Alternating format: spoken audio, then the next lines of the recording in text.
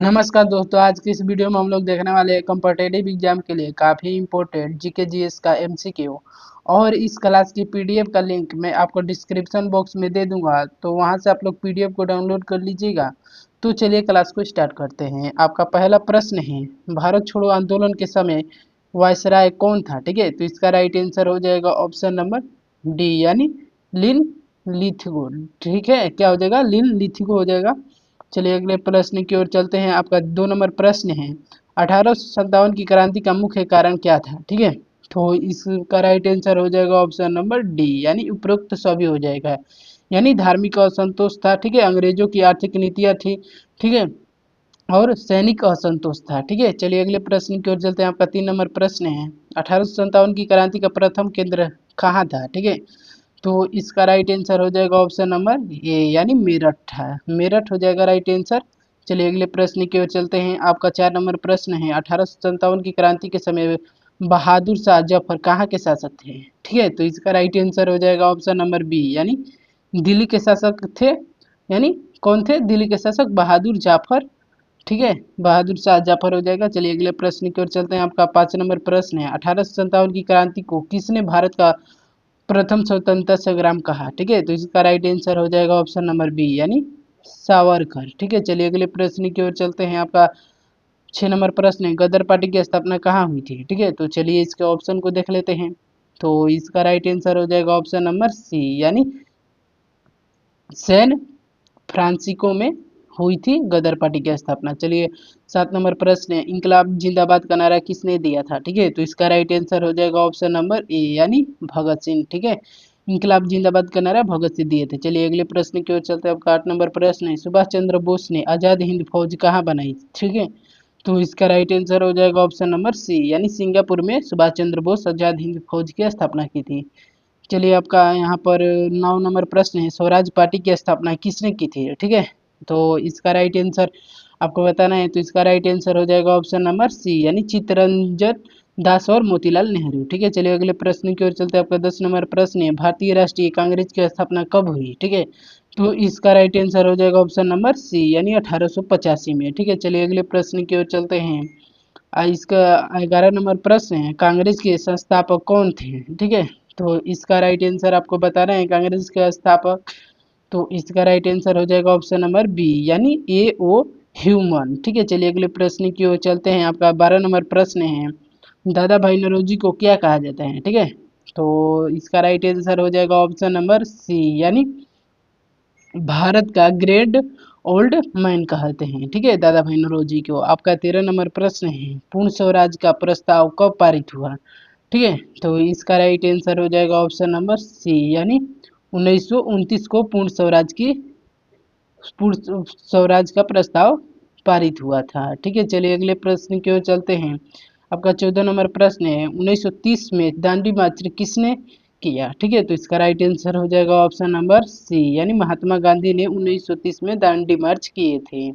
आपका 15 नंबर प्रश्न है, गोलमेज सम्मेलन कहाँ हुआ था? ठीक है, तो इसका राइट आंसर हो जाएगा ऑप्शन नंबर ए, यानी लंदन में गोल मेज सम्मेलन हुआ था। ठीक है, चलिए आपका 16 नंबर प्रश्न है, भारतीय राष्ट्रीय कांग्रेस का प्रथम अधिवेशन कहाँ हुआ? ठीक है, तो इसका राइट आंसर हो जाएगा ऑप्शन नंबर ए, यानी मुंबई में। ठीक है, चलिए अगले प्रश्न की ओर चलते हैं। आपका 17 नंबर प्रश्न है, भारतीय राष्ट्रीय कांग्रेस के प्रथम अध्यक्ष कौन थे? तो इसका राइट आंसर हो जाएगा ऑप्शन नंबर सी, यानी WC बनर्जी। ठीक है, चलिए अगले प्रश्न की ओर चलते हैं। आपका 18 नंबर प्रश्न है, किस आंदोलन को नमक सत्याग्रह कहा जाता है? ठीक है, तो इसका राइट आंसर हो जाएगा ऑप्शन नंबर सी, यानी सभी अवज्ञा आंदोलन को नमक सत्याग्रह कहा जाता है। ठीक है, चलिए अगले प्रश्न की ओर चलते हैं। आपका 19 नंबर प्रश्न है, असहयोग आंदोलन किस वर्ष शुरू हुआ? ठीक है, तो इसका राइट आंसर बताना है, असहयोग आंदोलन कब शुरू हुआ था? तो ऑप्शन ए नहीं होगा। चलिए अगले ऑप्शन को देख लेते हैं। तो इसका राइट आंसर हो जाएगा ऑप्शन नंबर सी, यानी 1920 में असहयोग आंदोलन शुरू हुआ था। आपका 20 नंबर प्रश्न है, जलियांवाला बाग हत्याकांड किसने करवाया?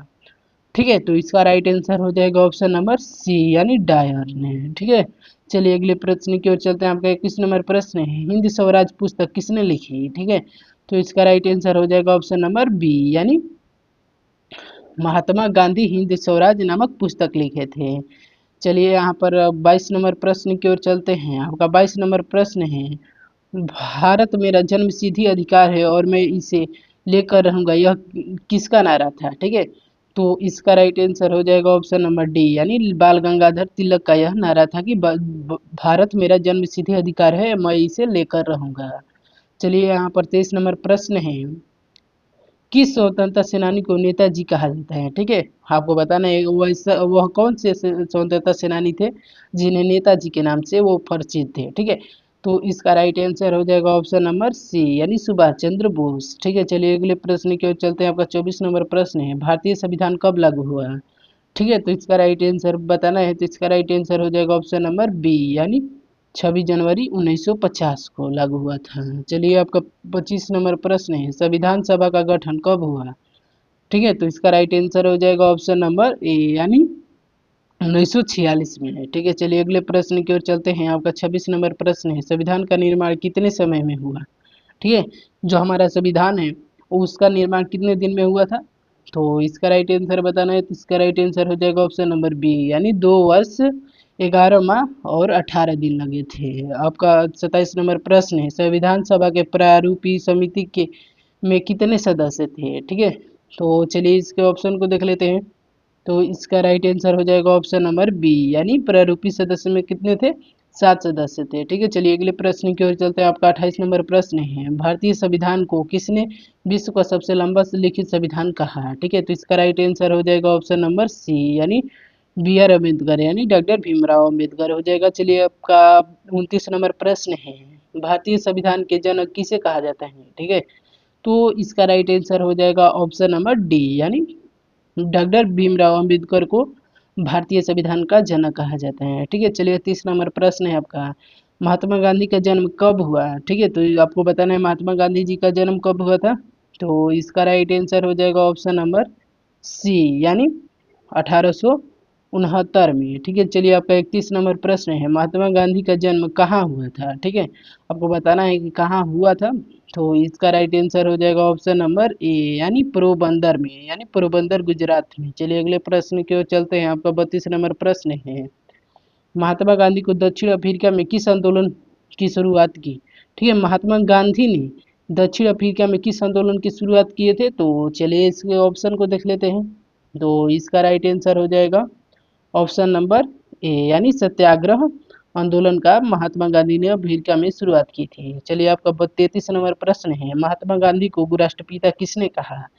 ठीक है, तो इसका राइट आंसर बताना है, तो इसका राइट आंसर हो जाएगा ऑप्शन नंबर बी, यानी सुभाष चंद्र बोस महात्मा गांधी को राष्ट्रपिता कहे थे।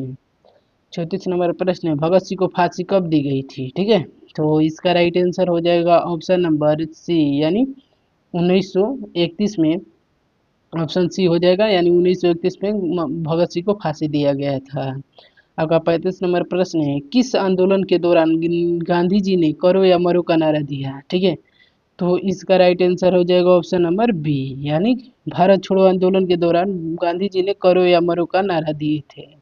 चलिए अगले प्रश्न की ओर चलते हैं। आपका 36 नंबर प्रश्न है, आजाद हिंद फौज की स्थापना कब हुई थी?